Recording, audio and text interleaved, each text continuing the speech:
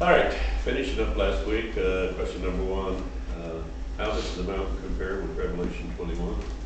If you read Revelation 21, it is a detailed explanation of a very simple statement in Isaiah.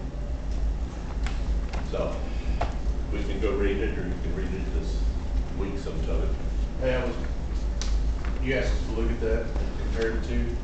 In my mind, this is how I compare it. Isaiah is the preview of the movie. Revelation is the movie.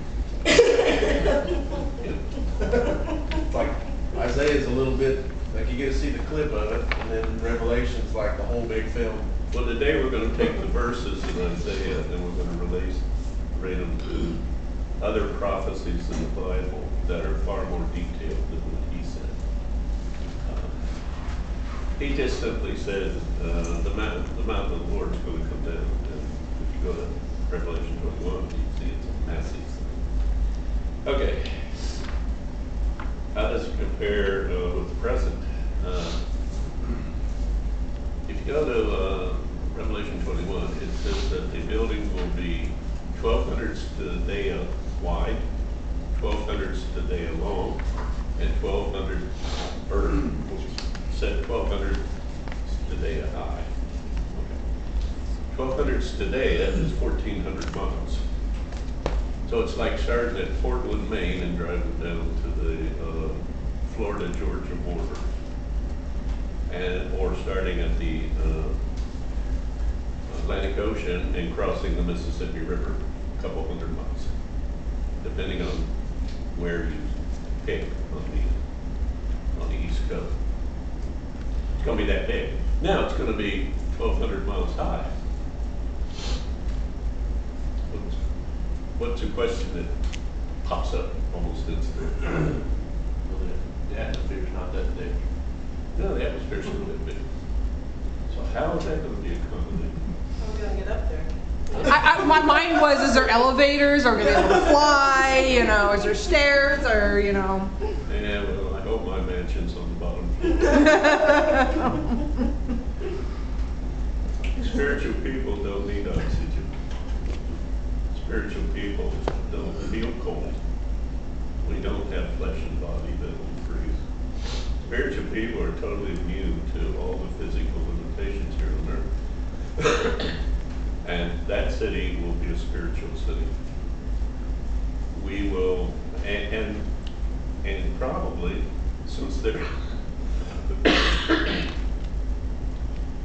when we get to that period of time, there'll be no such thing as time. Getting to the top of it will probably be just a mental thought in whether.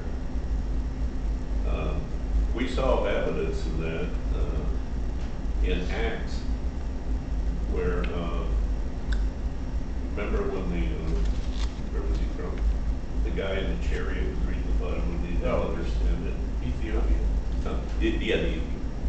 So, and it was explained to him by one of the disciples, and as soon as the disciples explained it to him and baptized him, he found himself in another city somewhere.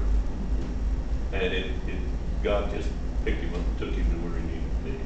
But for that moment, to send the message to Ethiopia, he held him at that crossroads, or along that road where the Ethiopian was traveling. He ministered to him, he explained the scriptures to him, and then boom, after that was done, he found himself in a city several hundred miles away. Well, it's going to be like that. And we can get into the theory of relativity and how time and travel is affected by mass and all that. But not today.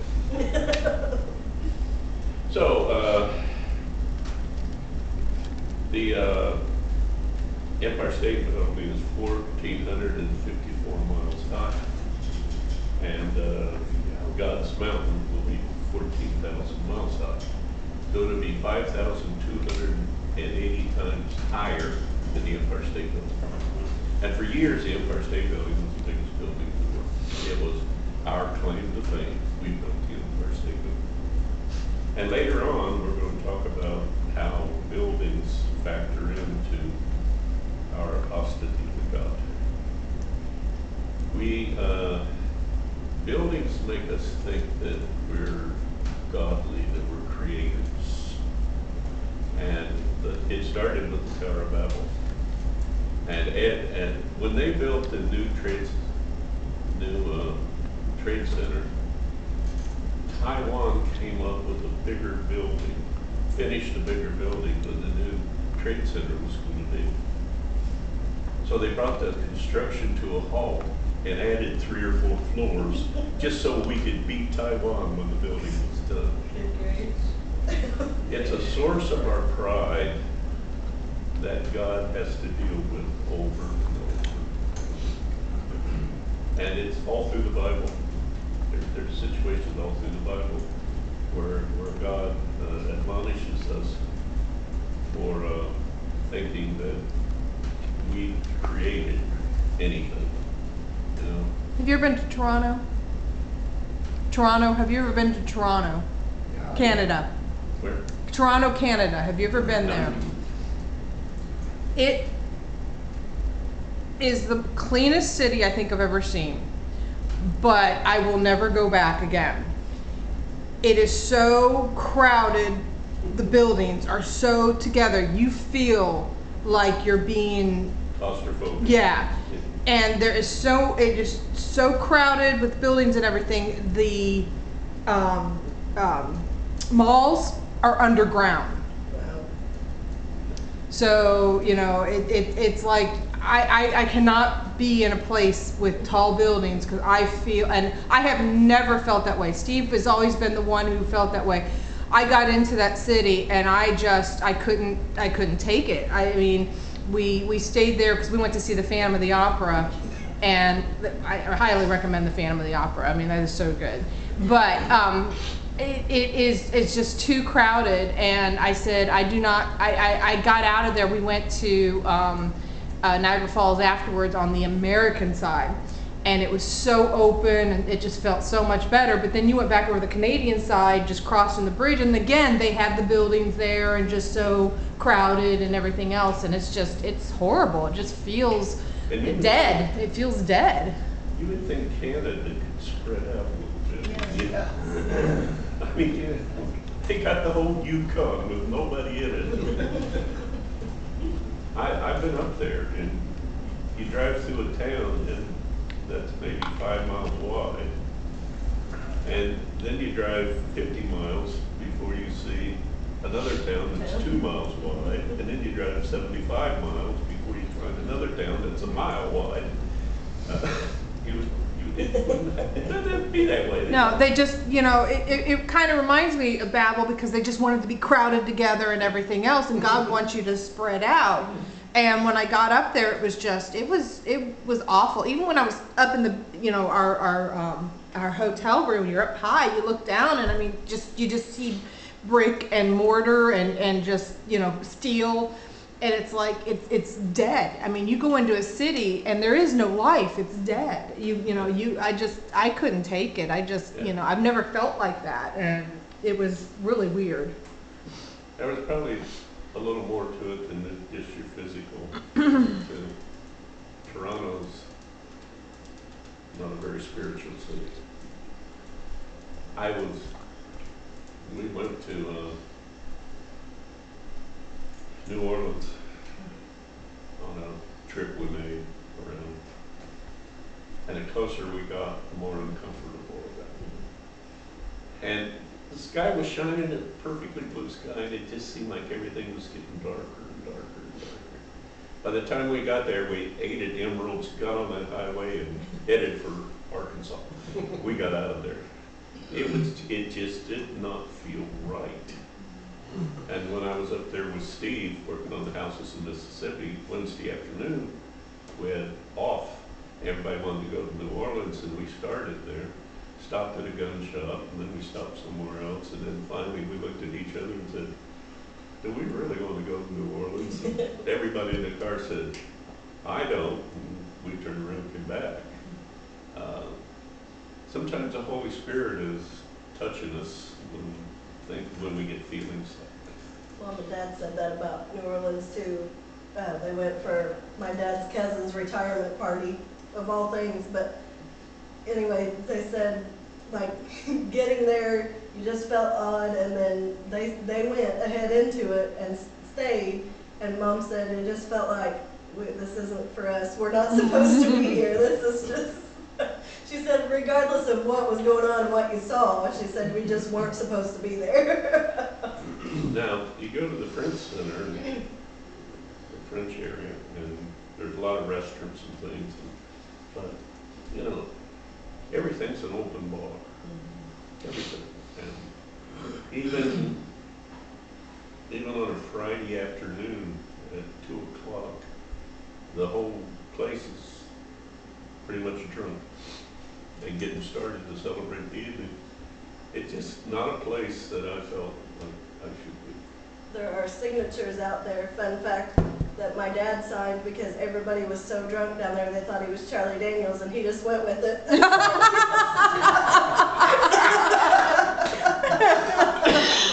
Somebody's got my dad's signature on the wall.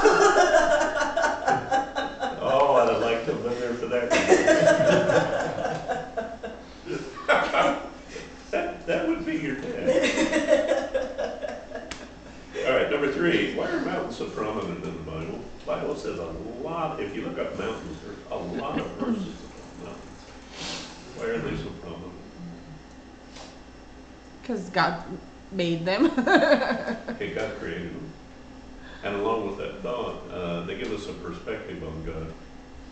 When you're standing in front of a cornfield in Indiana, you feel like you're 6'3". If you're standing at the bottom of the Rocky Mountains, looking at the road disappear toward the top, it's like, oh, I'm nothing. It gives us a perspective on God.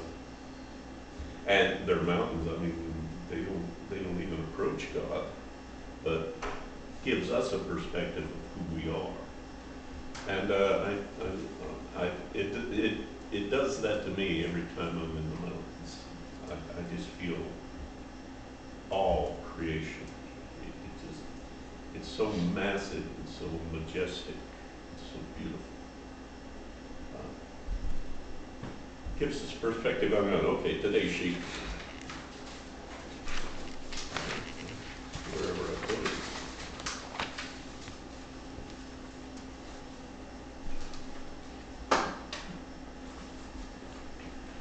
Okay, verse 2.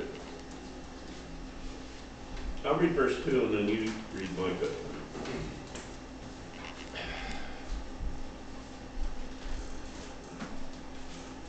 Chapter 2. In the last days, the mountain of the Lord's temple will be established as chief among the mountains. It will be raised above the hills, and all the nations will stream in. Okay, I read Micah. In the last days, the mountain of the Lord's temple will be established as chief among the mountains. It will be raised above the hills, and peoples will stream to it. Many nations will come and say, come, let us go up to the mountain of the Lord, to the house of the God of Jacob. He will teach us his ways, so that we may walk in his paths. The law will go out from Zion, and the word of the Lord from Jerusalem. He will judge between many peoples, and will settle disputes for strong nations far and wide. They will beat their swords into plowshares and their spears into pruning hooks. Nation will not take up sword against nation, nor will they train for war anymore. See how it expands it? Isaiah gives us a hint. But then, there are a dozen of verses like this throughout all of the prophecies about God's mountain. And in Revelation chapter 21, you find a detailed explanation of what the mountain will be. It gives us a perspective on God there too. Also, it says he will be raised above all the hills, and the people will stream to him. So he will be elevated above the entire creation. He will be elevated above that.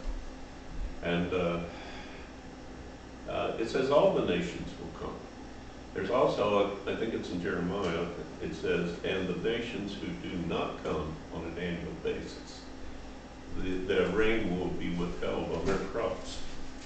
So not is there not only is there going to be a spiritual city, and not only will we be the spiritual inhabitants of that city, but there will also be the earth going on at the same time with crops and garden and all that. And if you go to Revelation 22, it talks about the new garden, the river coming from the throne of God. And if you go to Genesis, the river came, the garden was between the Tigris and the Euphrates River, and it came down from the mountain. Well, this one is going to come down from the mountain, but it's going to come straight from the throne of God, flow right through the main thoroughfare of the city, and go out and water the whole earth. So, verse 3.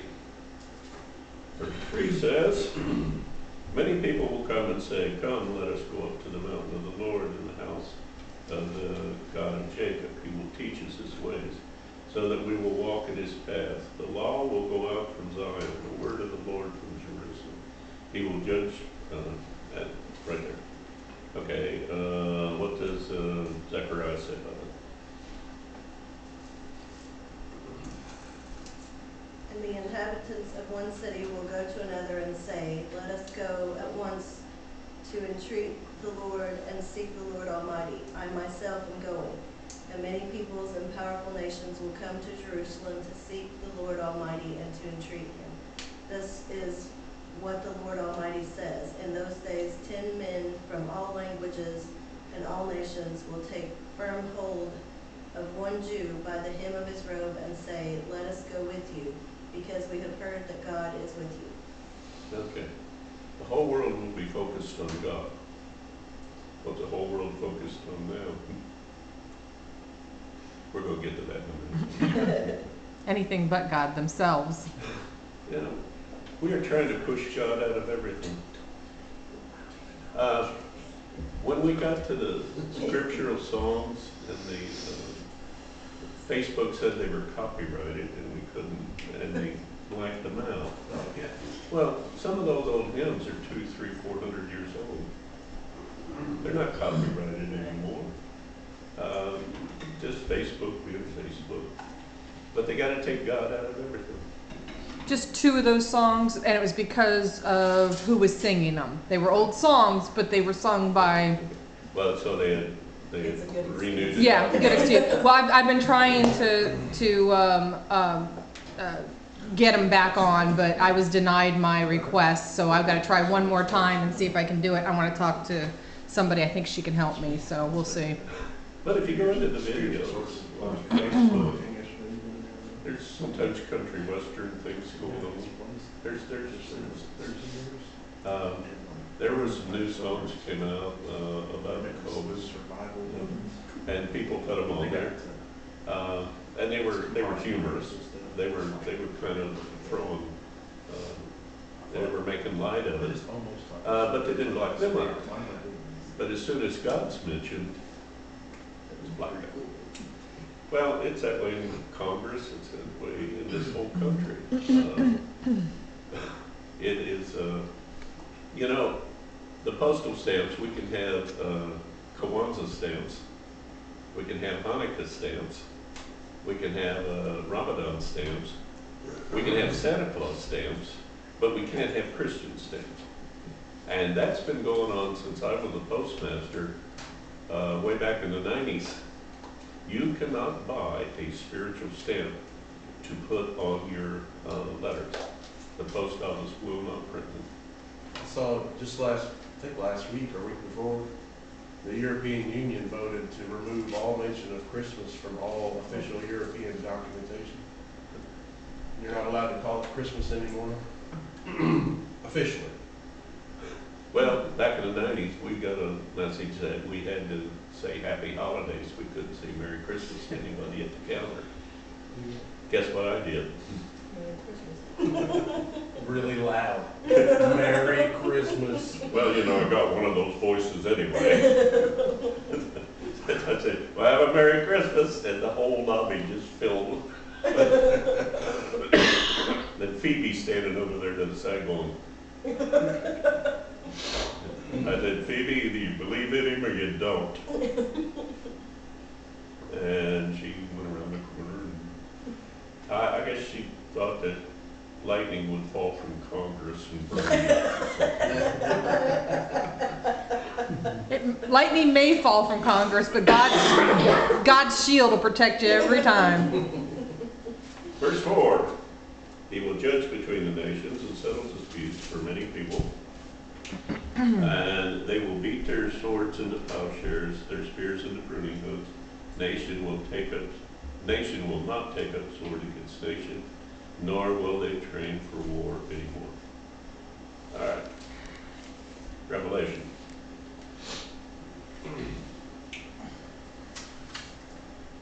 I saw heaven standing open, and there before me was a white horse, whose rider is called Faithful and True. With justice he judges and makes war.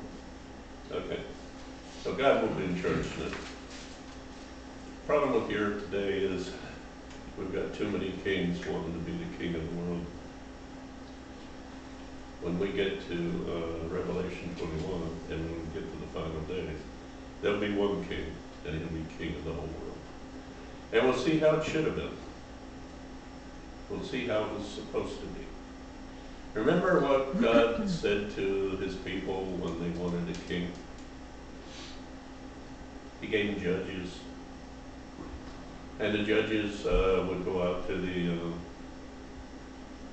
gates of the city at a certain time in the morning. And if Mason and I had a dispute, we would come, we'd both state our case, and they would levy a remedy, and we would live by it. It was settled. God said if you elect a king, he'll tax you, he'll take your grain, he'll take your kids off to war and they'll get killed. You won't have any control over anything. You'll have to do what he says rather than what I say. And it doesn't just work with kings, it also works with republics. I don't know why we keep sending the same people up there to do things that we don't like that they do, but we do. And the whole thing's a mess. And I'm not going to get into it this morning. I find it I'll be mad the rest of the day. I find it fascinating with the way our law has been. They are making, immoral laws and stuff up there, but yet the judges are still there to say no and to block a lot of what they're doing. Yeah, they're still there. But do you know what it costs to have your case seen by a federal court? Yeah, it's a lot. But I mean, I find it that, the judges are still on our side. If we kept judges, they would still be on our side. Whereas, they're not doing it for us, they're doing it for them. Yeah. In Indiana they are, and in the majority of the United States they are. And I agree with that. But don't go to California and try it. Every single decision made in the 9th District Court for the last 20 years has been turned over on appeal by a court somewhere else. That's how bad they are in California. They're corrupt, just like the politicians are. They were not ever supposed to be political. They were supposed to be appointed, and they were supposed to interpret the law, nothing else. And the tide is starting to turn in some places, especially the 9th District.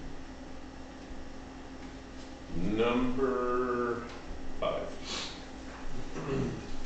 And then we'll have to close. No, 4, right? Come on, house of Jacob, let us walk in the light of the Lord.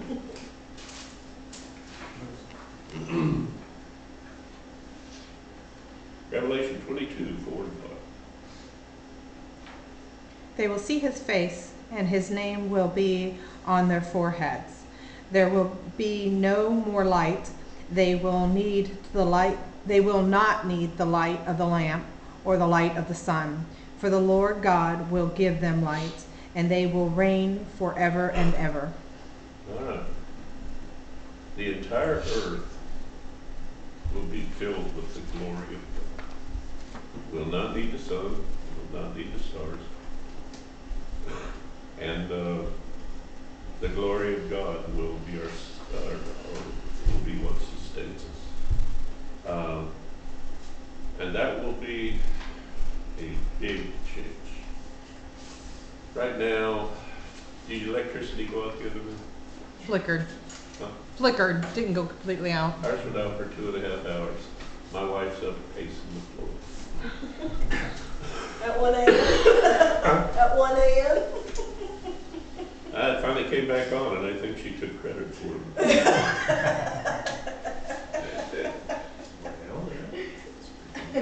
Basically, I just rolled over and went back to sleep.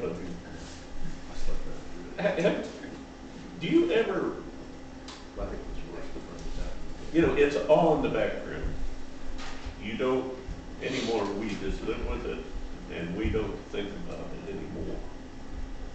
But how is it that you are laying in bed, sound asleep, and the electricity goes out and your eyes pop open?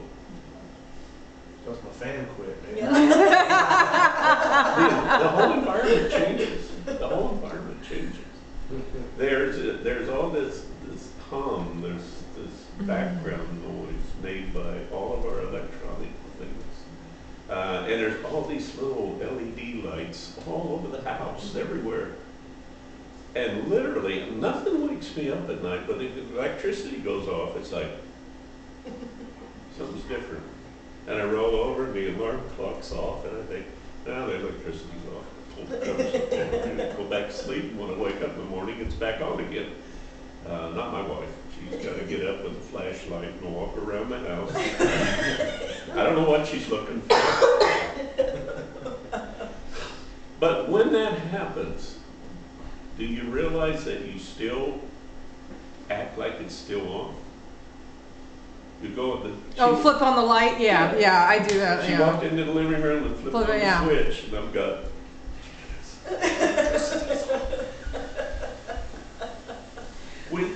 we are so bound to electricity for one thing, to our cell phones, to all kinds of electronic.